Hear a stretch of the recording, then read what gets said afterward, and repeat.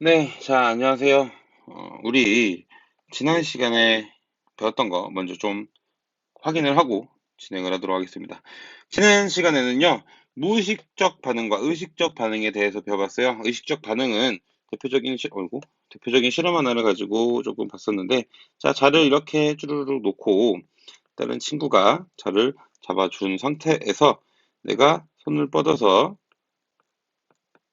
네, 손을 이렇게 뻗어서 이 자를 보고 있다가 눈으로 이렇게 눈으로 보고 있다가 떨어뜨린 걸 딱 보고 딱 판단해서 잡는 경우, 그리고 귀를 통해서 음, 혹은 귀를 통해서 소리를 듣고 땅 하는 떨어뜨린다는 신호와 함께 잡는 반응, 이런 식으로 내가 감각을 감각을 뇌에서 판단을 하고, 그리고 운동을 해서 반응을 보이는 이런 경우를 의식적 반응이라고 얘기를 했습니다. 그래서 감각기관이 감각신경을 거쳐서 뇌와 같은 중추신경계에서 판단을 하고, 운동신경을 따라서 운동기관에서 반응을 보이는 경우였어요. 근데 이거는 상대적으로 무의식적 반응에 비해서 더 길고 시간이 오래 걸렸죠. 반면에 무의식적 반응은 어땠나요? 무의식적 반응은 크게 두 가지로 나뉘었습니다. 조건반사와 무조건반사가 있었는데, 자, 조건반사는요, 과거에 학습했던 경험이 내 머리에 남아있어가지고 내 의지와는 상관이 없이 반응을 하는 경우를 조건반사다라고 얘기를 했어요. 예를 들어서, 자, 여기 있는 이 시큼하고 상큼한 레몬이 있습니다. 상큼하고 시큼한 레몬을 딱 봤을 때, 사진만 봐도 내가 옛날에 먹었던 경험, 기억이 쫙 떠올라서 내 의지와 상관없이 입에 침에 확 고이죠. 이런 경우가 조건반사다라고 얘기를 했었고요. 그 다음, 무조건만사라고 하는 게 있어요. 무조건만사. 무조건만사는 뭐가 있니? 연수나, 척수나, 중간내, 대뇌가 아닌 이런 아이들이 대뇌까지 가는데 시간이 너무 오래 걸리니까 그냥 얘네가 판단을 확 해버리는 거야. 그래서 척수의 움츠림 반사 같은 경우, 무릎 반사, 이런 경우, 망치로 무릎을 퉁 때렸을 때 감각신경을 따라서 척수를 거쳐서 원래 뇌로 가서 뇌에서 다시 판단을 해가지고 내려보내서 척수를 따서 운동신경을 따라서 반응을 해라라고 해야 되는데, 이게 너무 오래 걸리니까 척수 이 자식이 그냥 판단을 해서 확 튕겨버리는 거, 움츠림을 해버리는 거. 이게 무릎 반사라고요. 오케이? 왜 이런 걸 한다고 했어? 위기의 상황 속에서는 빠르게 판단을 해야 내 몸을 안 다치게 할 수가 있다고요. 그래서 뭐 가시에 뾰족한 곳에 확 갑자기 툭 찔렸을 때나, 혹은 활활 불에 내 몸이 뜨거운 곳에 내 몸이 닿았을 때, 불과 같이 뜨거운 곳에 내 몸이 닿았을 때는 내가 먼저 뇌를 판단을 하기 전에 몸을 움츠리게 된다고요. 이게 바로 무조건 만사다라고 얘기를 했었습니다. 지난 시간에. 자, 그러면 오늘은 우리는 이번 시간에 호르몬을 좀 배워보도록 할 건데요. 호르몬 배우기에 앞서서 사진 세 장만 먼저 보도록 할게요. 자, 첫 번째 사진 보도록 하겠습니다. 첫 번째 사진. 이 사람 누군지 아세요? 맞아요. 최용만 씨예요. 최용만 씨는 키가 218cm 정도였나? 이 정도인 것 같은데, 옛날에 씨름 선수였다가 격투기 했다가 뭐 배우로도 혹은 예능인으로도 방송으로도 출연하고 이랬던 건데, 옛날 예능 프로그램에 나왔던 장면 선생님이 좀 준비를 해봤어요. 200ml랑 500ml 우유를 최용만 씨가 들고 있는 건데, 이 최용만 씨가 키가 너무 크니까 굉장히 작아 보이죠, 상대적으로. 음, 이런 최홍만 씨. 자, 두 번째 사진 보도록 할게요. 두 번째 사진. 그 아래 있는 두 번째 사진은 이 사람, 여러분은 아마 잘 모르지 않나 싶은데, 이현걸이라고 하는 중화권 배우예요. 중화권 되게 옛날에 유명했던 배우인데, 최근 사진을 보면은 이 당시 왼쪽에 있는 과거 사진과 비교했을 때 오른쪽 최근 사진을 보게 되면은 굉장히 좀 노화됐다라고 볼 수가 있는데, 뭐 살도 쭉쭉 빠지셨고 눈도 막 튀어나올 것 같고 막 이런 증상이 있죠. 음, 이분에 대해서도 좀 얘기를 할 거고요. 세 번째 좀 보시게 되면요. 오른쪽에 있는 세 번째 사진 한번 볼게요. 세 번째 사진은 뭐냐면, 어, 오른쪽에 모자 쓴 백인 아저씨가 있고, 그 옆에는 아프리카에 있는 피그미족이라고 하는 친구라고 해서 그렇고, 피그미족이라고 하는, 어, 그, 집단이에요. 근데 이 피그미족 같은 경우는 전체적으로 평균 신장이 굉장히 작아요. 130, 40 뭐 이 정도 된다고 하네요. 120에서 30인가 120에서 40 정도 된다고 하는데 이 키가 굉장히 작은 피그미족. 이 세 가지 사진을 준비를 한 이유는 이 세 가지 모두 다 호르몬과 관련이 있기 때문입니다. 자, 우리가 오늘 이번 시간에 배울 내용은 호르몬이 되게 되는데 호르몬이 뭔지 좀 알아야겠죠? 호르몬은 화학물질이에요. 화학물질. 화학물질이야. 화학물질로 우리 몸에 존재하는 화학물질인데 우리 몸에서 정보를 신경계처럼 정보를 전달을 해주고 신호를 전달을 해주는 화학물질인데 신경계랑 또 다르게 얘는 내분비샘이라고 하는 곳에서 만들어져 가지고 혈액을 타고 이동을 해서 우리 온몸으로 쭉쭉 뿌려주게 됩니다. 마치 지하철. 자, 혈관을 뭐 지하철이라고 생각을 하면은 지하철역이야. 지하철역. 뭐 우리 뭐 우정선역이라고 해봅시다. 어. 자, 우정선역에서 사람들이 쭉쭉쭉 나와가지고 쭈루루루 있다가 원하는 곳에 쭉쭉 내리는 거. 뭐 무슨 역이라고 할까? 뭐 마곡역이라고 한다면은 마곡역이 이렇게 내리듯이 내분비샘이라고 하는 곳에서 호르몬들은 만들어진 다음에 혈액을 타고 온몸을 돌아다닌 다음에 표적기관이라고 하는 목적지라고 생각하시면 돼요. 목적지에 도착을 해서 그 부분에 작용을 하게 됩니다. 이 부분에서 어떤 작용을 하냐면요. 독특하고 고유한 다양한 생리작용을 조절을 하는 기능을 하게 돼요. 어, 자, 근데 내분비샘 이게 뭐냐면 내분비샘 반대말은 외분비샘이에요. 너무 당연한 얘기죠. 외분비샘은 우리가 이미 알고 있어요. 외분비샘. 외부로 분비하는 샘 뭐가 있겠니? 침샘, 땀샘, 눈물샘. 자, 눈물이나 침이나 땀은 우리 몸 외부로 내보내는 거잖아요. 우리 몸 외부로 분비를 하는 것이기 때문에 얘네들 안에 만들어내는 것을 외분비샘이라고 하는 반면에 내분비샘은요, 우리 몸 내부로 분비를 하는 샘이에요. 이 내부가 어디냐? 이 혈관이겠죠. 혈관, 혈관. 안쪽으로 분비되는 게 내분비샘이다라고 보시면 될 것 같습니다. 그래서 이런 호르몬은 독특한 공통된 특징을 가지고 있는데 하나씩 보도록 하겠습니다. 첫 번째, 아까 앞에서 얘기했던 내분비샘이라고 하는 곳에서 생성돼서 분비를 하더라. 두 번째, 이 분비되는 호르몬들은 혈액이라고 하는 지하철 같은 혈액이라고 하는 곳을 통해서 서울 곳곳을 돌아다니는 지하철처럼 우리 온몸 곳곳을 운반을 해주는 역할을 하게 됩니다.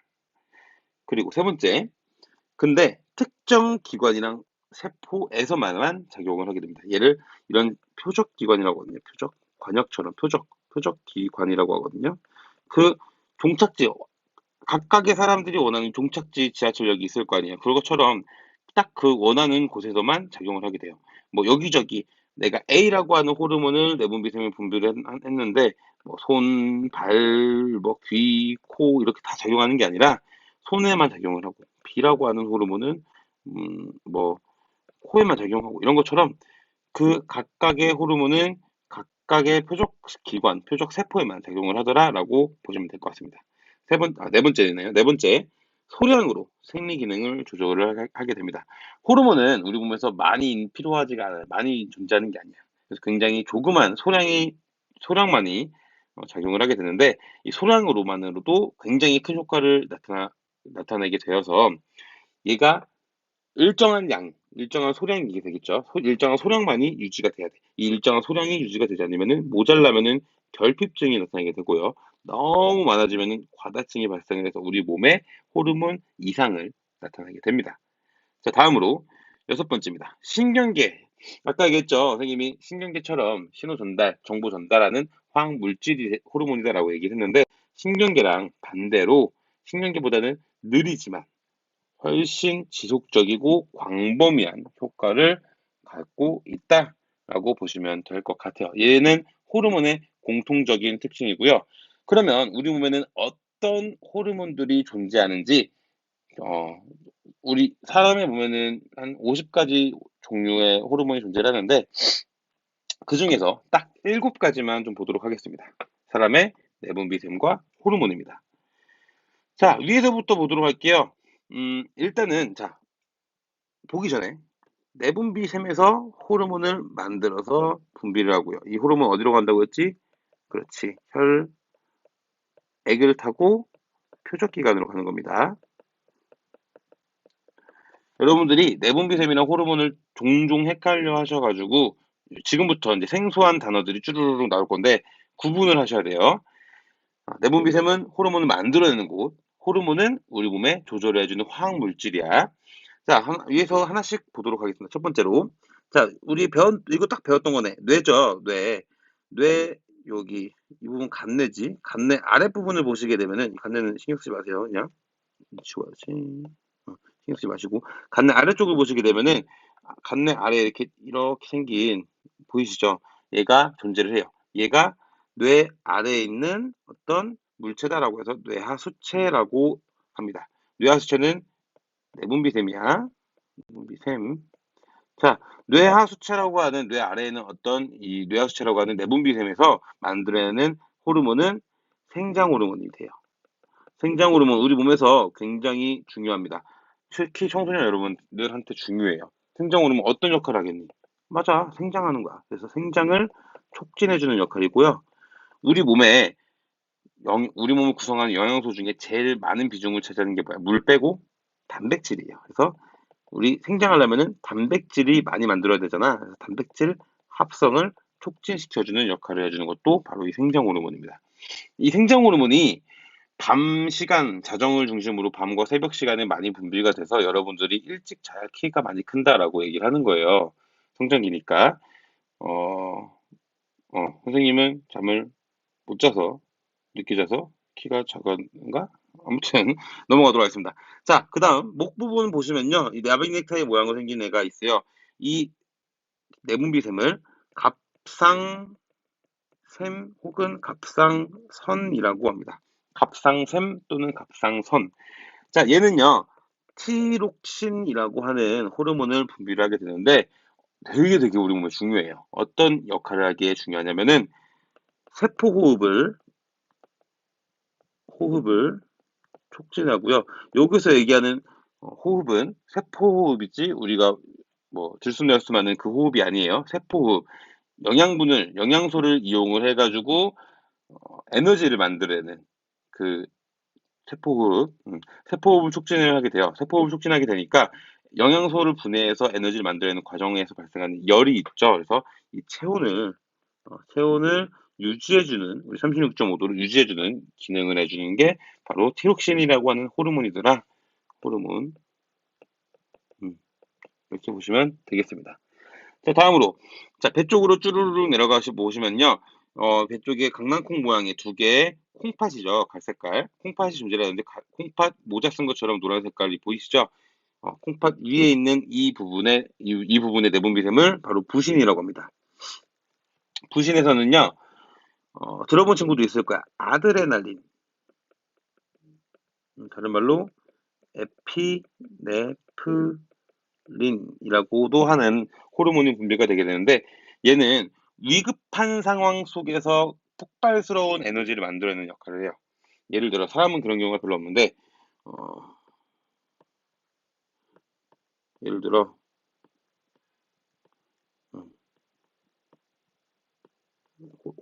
호랑이 사자예요. 자, 동물의 왕 사자가 무서운 사자가 사자를 딱 보고 알게 된 초식동물이라고 해보자. 초식동 버팔로가 생겼네.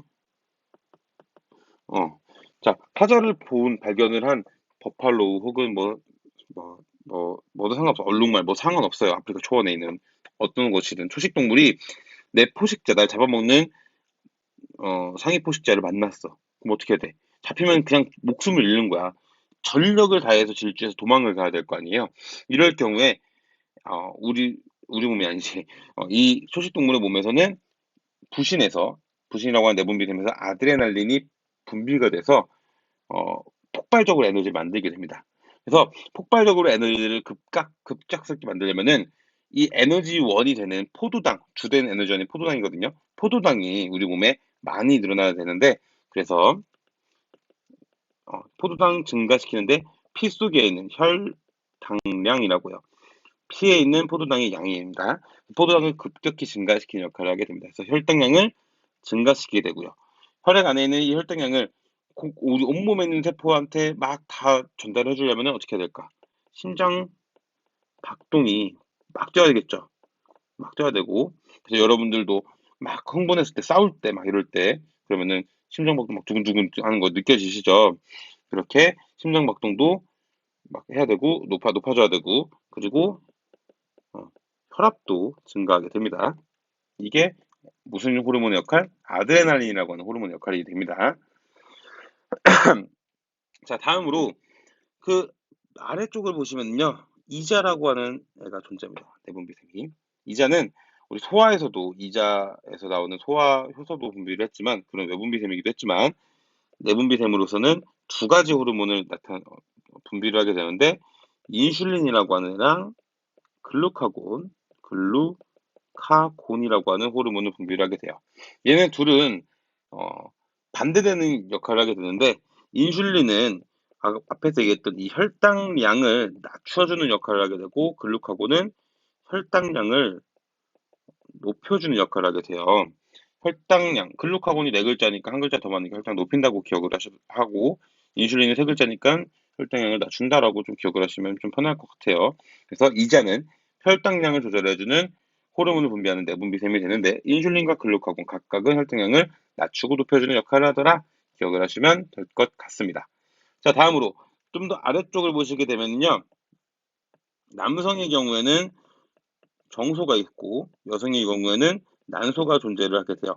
정소든 난소든 사람한테는 각각 왼쪽과 오른쪽에 한 개씩 두 개를 가지고 있는데 난소 같은 경우에는 대표적으로 에스트로젠이라고 하는 호르몬을 분비를 하게 돼요. 에스트로젠. 정소에서는 남성 호르몬인 TH 많이 들어가. 테스토스테론이라고 하는 정소에서 나오는 호르몬, 난소에서는 에스트로젠이라고 하는 호르몬이 분비가 돼서 둘 다 2차 성징을 촉진시켜주는 역할을 하게 됩니다. 근데 에스트로젠은 여자 2차 성징이고요. 테스토스테론은 남성의 2차 성징을 갖게 돼요. 뭐 공통적인 거라고 한다면은 겨드랑이나 음부에 털이 난다라는 이런 특징들, 사춘기적인 2차 성징 특징이 갖고 있겠지만 여성의 경우에는 뭐 가슴과 엉덩이 그리고 골반이 발달을 하게 되는 이런 경우, 이런 여성성이 되겠죠. 그리고 남성성 어깨가 발달하고 근육이 발달하고 골격이 발달하는 이런 테스토스테론의 역할, 2차 성징, 남성과 여성의 다른 보통 우리가 생각하는 그런 남자와 여자의 모습을 갖춰나가기 시작하는 게 난소와 정소에서 분비되는 에스트로젠, 테스토스테론이라고 하는 호르몬 때문에 일어나게 되는 겁니다. 이해되셨나요? 자, 생소한 단어, 생소한 것들이 좀 많이 나오는데요. 우리 몸에 있는 50가지 중에 딱 이 7가지 호르몬, 7가지 내분비샘을 6가지 내분비샘을 조금 기억을 해주셔야 될 것 같습니다. 화이팅! 자, 다음으로 우리 몸에 이런 호르몬들이 중요한, 다양한, 고유한 여러 가지 작용들을 하게 되는데, 생리 조절을 해주게 되는데, 어, 호르몬이 조금이라도 일정한 수준을 유지하지 못하고 너무 많아지거나 너무 적어지게 되면은 그에 따른 몸의 변화가 크게 되고 큰 효과를 띠게 되고 몸에 이상 증세가 나타나게 돼요. 하나씩 보시면 될 것 같은데 생장 호르몬 한번 봅시다. 생장 호르몬. 자, 생장 호르몬. 생장 호르몬은 아까 앞에서 얘기했지만 생장을 촉진하는 역할이죠. 생장 촉진을 해주는 역할이란 말이야. 근데 얘가 부족하면 어떻게 되겠어? 생장 촉진을 못 하겠지. 그러면은 키가 안 크는 거예요. 너무 키가 안 커가지고 소인증이라고 됩니다. 이게 그림에 나와 있는 것처럼 소인증이 걸리게 됩니다. 사춘기 이전에 사춘기 때에도 어느 정도 생장 호르몬이 분비가 돼야 되는데 생장 호르몬이 분비가 안 되니까 키가 아예 못 크는 이런 뼈랑 근육 발달 미흡해서 키가 자라지 못하는 결핍증이 소인증이 걸리게 됩니다. 반대로 생장 호르몬이 너무 많이 나와도 문제가 되는데 이걸 과다증이라고 하고 이게 사춘기 전에 혹은 사춘기 중간에 생장 호르몬이 과다하게 많이 나오게 되면은 거인증이 돼요. 키가 원래 어느 정도 커야 되는데 이게 폭발적으로 커버리는 거야. 아까 최영만 아저씨처럼. 그래서 이런 거인증은 사춘기 때 혹은 사춘기가 지난 다음에는 성장판이 닫힌다고 하죠. 이게 뼈가 다 자란 이유인데 뼈가 이미 다 자랐기 때문에 더 이상 키가 막 크거나 그러지는 못해요. 근데 우리 몸에 각끝 있죠. 막 뭐 턱이라든지 손이라든지 발가락, 코라든지 이런 우리 몸에 있는 말단 부분들이 굉장히 두꺼워지고 커지는 말단 비대증이라고 하는 게 걸리게 됩니다. 말단 비대증은 성장기 이후에 생장 호르몬이 너무 많이 나오게 되면은 이미 뼈는 굳었는데 뼈는 다 자랐는데 더 이상 자라지 않는데 말단만 자라는 증상이에요. 자, 생장 호르몬은 이렇고요. 다음으로 보실 거는요. 이제 티록신 기억나시나요? 티록신. 우리 갑상샘에서 분비했던 티록신은 어떤 역할을 했는지 기억나니? 티록신은 그렇죠. 세포 호흡을 촉진했어요. 세포 호흡을 촉진해서 양분을 분해해서 에너지를 만들어내는 이런 역할을 했었는데 이 티록신이 적절하게 분비가 되지 않아. 그럼 어떻게 되겠니? 세포 호흡을 못 하잖아. 에너지를 못 만들잖아. 그래서 갑상샘 기능 저하증이라고 얘기를 하는데 뭐 이름은 별로 중요하지 않아요. 얘는. 근데 추위를 잘 타요. 열을 체온 조절을 원래 해주잖아. 티록신이. 근데 못하게 되니까 세포 호흡을 촉진하지 못하니까 추위를 되게 잘 타게 되고요. 에너지를 못 만드니까 쉽게 피로하고 그리고 분해를 못하니까 체중이 증가하는 효과가 있습니다. 효과라고 하면 좀 그렇고 영향이 있습니다. 반대로 너무 티록신이 많이 나와서 너무 많은 양분을 분해하고 너무 많은 세포 호흡을 촉진하게 된다. 그러면 더위를 너무 잘 타게 되겠죠. 열 체온을 발생해서 조절을 해주는 역할을 하니까. 그리고 양분을 너무 많이 분해해서 체중이 감소가 되고, 그리고 아까 옆 밑에 있는 이 그림처럼 이영걸 아저씨라고 했죠. 이 이영걸 배우인 이영걸 아저씨처럼 눈이 돌출되는 것처럼 보여요. 되셨나요? 자, 티록신이었고요.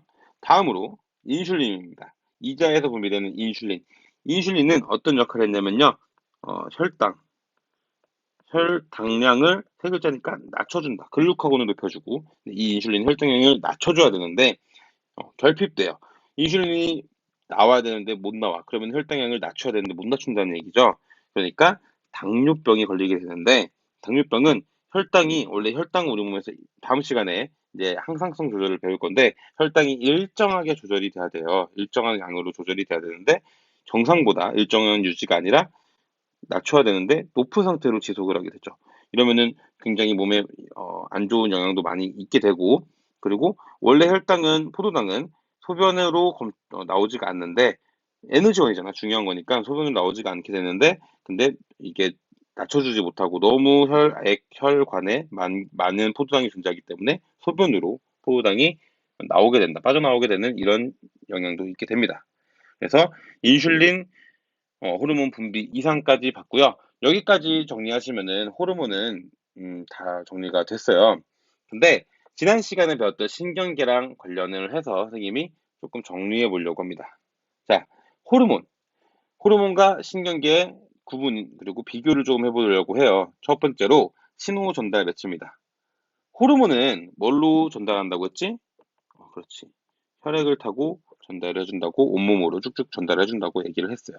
반면에 신경계는 그렇지. 신경세포인 뉴런이 서로서로 전달을 한다고 했습니다. 가지돌기에서 축석돌기, 축석돌기에서 가지돌기 이런 방향으로. 자, 다음으로 전달 속도 비교해 보도록 하겠습니다. 호르몬은 전달 속도가 어떻다고 했어요? 상대적으로 더 느리다고 했죠. 근데 신경계는 띡띡띡띡 바로바로 전달해서 쭉쭉쭉쭉 전달해 주니까 빠르다라고 보시면 되겠고요. 자, 효과의 지속성. 신경계는 빠른 대신 굉장히 짧은 효과가 지속성이 굉장히 짧았는데 호르몬은 우리 온몸을 천천히 돌고 표적기관까지 어느 세월에 가나 쭈루루루 전달을 하는 것처럼 효과의 지속성이 굉장히 길다라고 정리하시면 될 것 같고요. 자, 작용의 범위는 우리 어 아까 얘기했던 뇌하수체에서 분비된 생장 호르몬이 우리 발끝에 있는 키 크는 것까지도 작용을 하잖아요. 그래서 작용 범위가 굉장히 넓은 호르몬인 반면에 신경계는 굉장히 짧아요. 짧다 혹은 좁다라고 보시면 될 것 같습니다.